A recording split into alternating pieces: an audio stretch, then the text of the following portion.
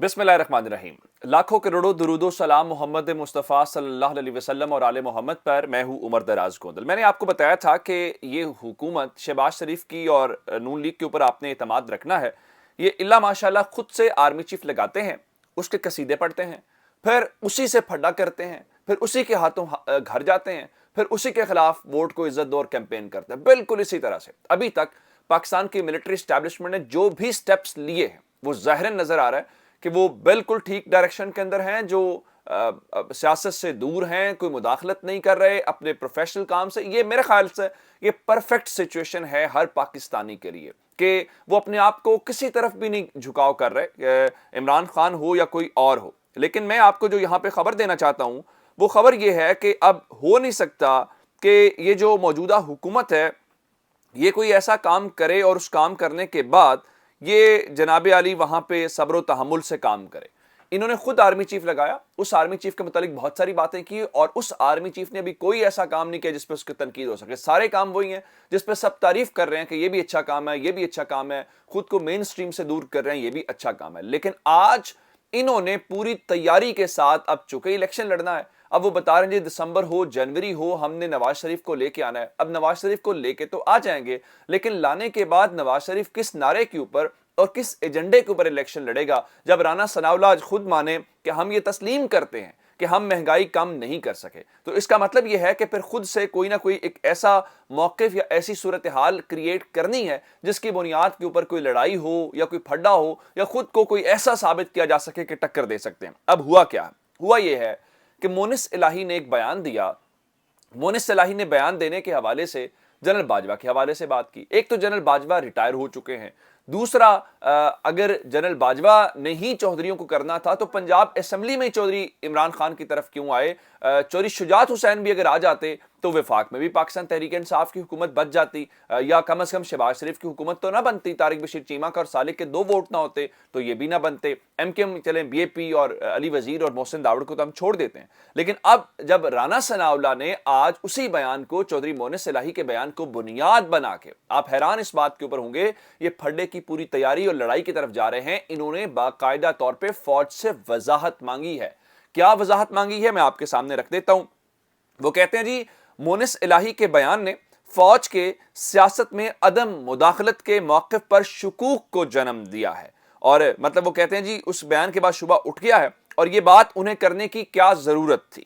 अगर इस बात से बाजवा साहब को कोई नुकसान पहुंचा भी है तो वो भरपूर जिंदगी और मुलाजमत गुजार कर अब जा चुके हैं। अब इस हवाले से वो आगे क्या कहते हैं? इदारे ने कौम के सामने मौक़िफ़ इख्तियार किया कि हमारा सियासत से कोई ताल्लुक नहीं है। पिछले साल इन्होंने ये फैसला किया जिसके बाद से इन्होंने सियासत में दखल नहीं दिया।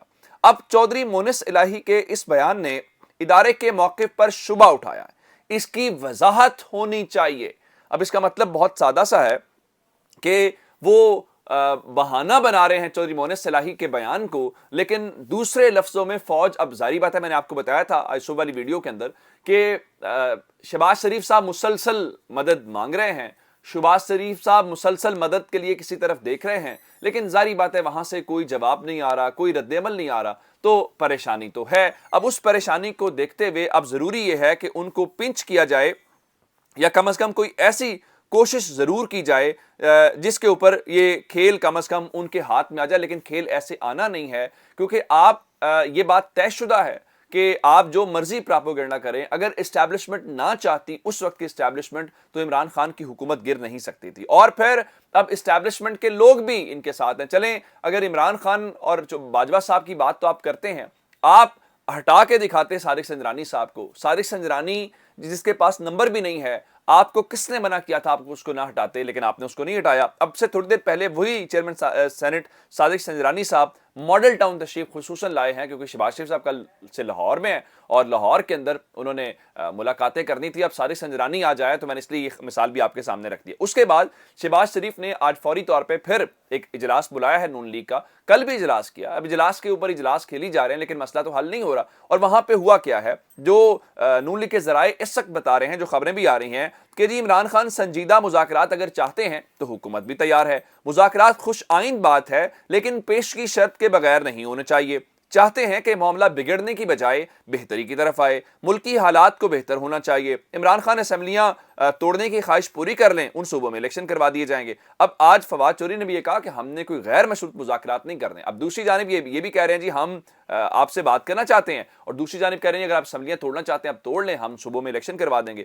ایک اور اس دوران جو پیش رفت ہوئی ہے، جماعت اسلامی کے امیر جو ہیں انہوں نے یہ کہا ہے، سراج الحق صاحب نے، کہ انتخابات کے معاملے کے اوپر حکومت اور تحریک انصاف کے درمیان وہ ثالثی کی پیشکش کے لیے تیار ہیں۔ اب یہاں تک تو بات بالکل ٹھیک ہے کہ آپ ثالثی کروا لیں۔ اگر آپ کل سے شہباز شریف صاحب مشاورت والی خبریں چلوا رہے ہیں، آج ایکسپریس نیوز کے اوپر خبر چلوائی گئی جی عمران خان کی مذاکرات کی پیشکش کے اوپر وزیر اعظم کی سوچ بچار، اور اس میں یہ بتایا کہ مذاکرات ہوں گے۔ اس کے بعد ایک اور جو خبر ہے جس کی تصدیق کی ہے اعظم نذیر تارڑ وزیر قانون نے، کہ حکومت نے جو ان کے اتحادی ہیں یعنی پی ڈی ایم کی جو باقی جماعتیں ہیں ان کے ساتھ بھی مشاورت کا فیصلہ کر لیا ہے، جس کا مطلب یہ ہے کہ یہ چاہتے ضرور ہیں کہ ہماری کوئی بات چیت چلے ہمارے بات، لیکن ظاہری بات ہے بلی کے گلے میں گھنٹی کون باندھے۔ عمران خان کو اس وقت آپ فیس بھی نہیں کر پا رہے، عمران خان کو آپ ایج بھی نہیں دینا چاہتے، تو ظاہری بات ہے پریشانی تو بہرحال ان کی ہے۔ لیکن میں آپ کو بتاؤں کہ اس دوران یہ ان چکروں میں پھنسے ہوئے ہیں اور پاکستان مسلسل گھاٹے میں ہے۔ کیسے؟ پاکستان مسلسل گھاٹے میں آپ جانتے ہیں کل افغانستان کے اندر ہمارے سفیر کے ساتھ جو کچھ ہوا، ٹھیک ہے پاکستان کی وزارت خارجہ مسلسل کہہ رہی ہے کہ ہم وہاں پہ اپنی ایمبیسی بند نہیں کر رہے، لیکن اگر افغانستان کے اندر بھی ہمارا سفیر محفوظ نہیں ہے، رات کو اس زخمی آفیسر کو، سپاہی کو پشاور ہیلی کاپٹر کے اوپر پہنچا دیا گیا، تو پھر آپ اندازہ کر لیں کہ صورتحال ہے کس قسم کی۔ آج میں آپ کو ایک اور جو خبر دینا چاہتا ہوں وہ امریکہ سے ہے۔ امریکہ نے پاکستان کو مذہبی آزادی کی خلاف ورزی کرنے والے 12 ممالک کی فہرست میں شامل کر لیا ہے، اور کمال بات کیا ہے، جہاں پہ انڈیا پہلے شامل ہوتا ہے، انڈیا اس فہرست کے اندر نہیں ہے، لیکن پاکستان کا نام شامل کر لیا گیا ہے، اور آپ کے وزیر خارجہ ستمبر کے بعد اس مہینے پھر امریکہ جا رہے ہیں، تو آپ کو بہت خوشی ہونی چاہیے کہ یہ ان کی بہت بڑی کامیابی ہے۔ پھر خان صاحب بھی ظاہری بات ہے بیٹھیں گے تو نہیں، خان صاحب کے پاس بھی کارڈز تو پورے ہیں، اور اس حوالے سے آج شیخ رشید نے کہا کہ دیکھیں عمران خان سے آدھا گھنٹہ تفصیلی ملاقات ہوئی، اس کو اندازہ ہے کہ ملک مزید سیاسی عدم استحکام کا متحمل نہیں ہو سکتا، الیکشن ناگزیر ہیں، سیاسی معاشی استحکام قومی سلامتی کے ضامن ہے، اسمبلی توڑنا کوئی مسئلہ نہیں ہے، تباہال معیشت بچانا اصل میں مسئلہ ہے۔ عمران خان کو ان چیزوں کا اندازہ ہے، اسی لیے وہ بار بار کہہ رہے ہیں۔ خان صاحب نے آج پشاور جانا تھا ہیلی کاپٹر کے اوپر، ان کا فضائی سفر تھا اور وہ تیاری بھی تھی ان کی، مسرت جمشید چیمہ صاحبہ نے بتا بھی دیا تھا۔